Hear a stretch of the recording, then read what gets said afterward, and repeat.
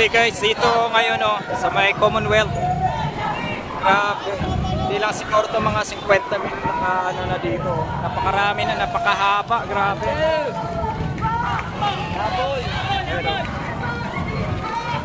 Grabe, napakarami.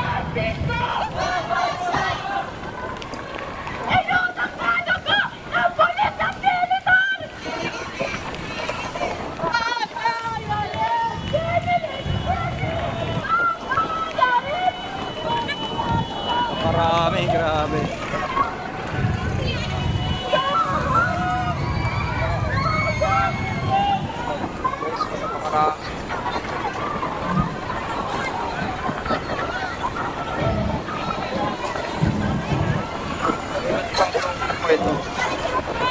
Marami. Hanggang doon na napakalayo na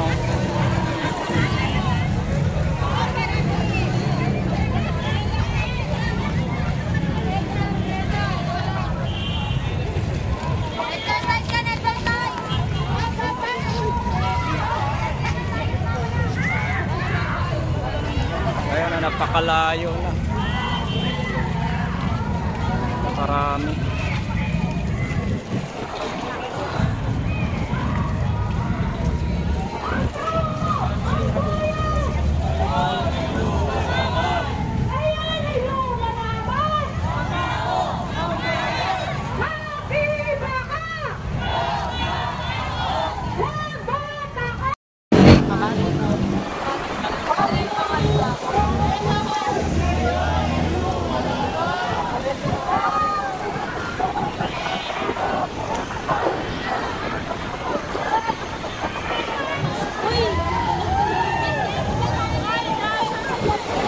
Ang sabi nila, ang Senado ay lungga ng mga payaso, mga clown, dahil nandyan si Robin Padilla, isama mo na si Cheese Eli Escudero.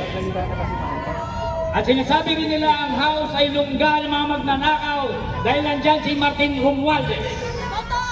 Ngunit ito lang ang sasabihin ko, yung clown na Senado, ang Senado ni Robin Padilla, nagtaas ng 100 pesos.